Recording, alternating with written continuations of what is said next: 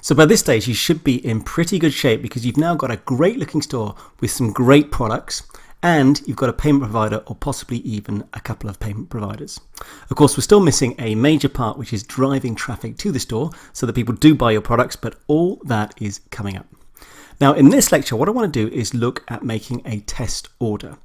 And the main reason for doing this is to make sure that the store is functioning correctly.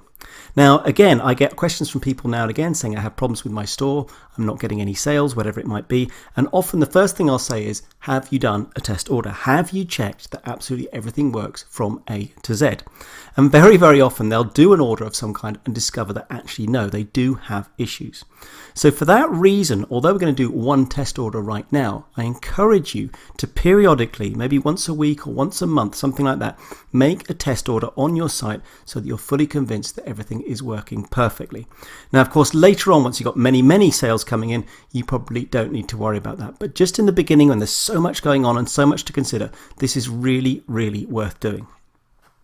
Now, most payment providers will enable you to do some sort of test purchase without actually having to pay. But what I like to do is to buy something off my site and then simply refund myself. It gives me a much better feeling for making sure that everything is absolutely working perfectly. So let's go ahead and make the test order. So I'm going to buy this little thing here, this heart-shaped dog pendant we put on a little while ago, and I'll simply add it to the cart and go to the checkout. Now what I did here is I set up a fake address just for the test in Anchorage in the United States.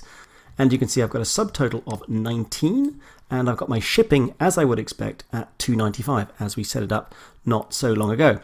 Now over here we have the payment method, PayPal. If I had other payment methods available, they would also be showing here. And then I'm just going to leave this as same as the shipping address for the moment. So I'll now complete the order and it prompts me to pay with PayPal. So I'm going to go ahead and buy this and then I'll see you on the orders page, which is not something we've looked at yet, but I'll see you there once I'm done. So here I am, I've come straight to the orders page and here we see my order made 23 minutes ago. Sorry, I had to go off and do a couple of things, so I'm back, but basically the order happened 23 minutes ago. It's paid and it's currently unfulfilled. Now don't worry about that because we're going to be talking all about how to fulfill orders later on in the course. But if you click on your order, then you should see all the details as you expect. So my heart-shaped dog pendant, there it all is, paid by the customer, $21.95. So for me, that proves that my store works from A to Z. So a very successful test order. So the last thing I want to do is just refund myself because there's no point me actually buying this.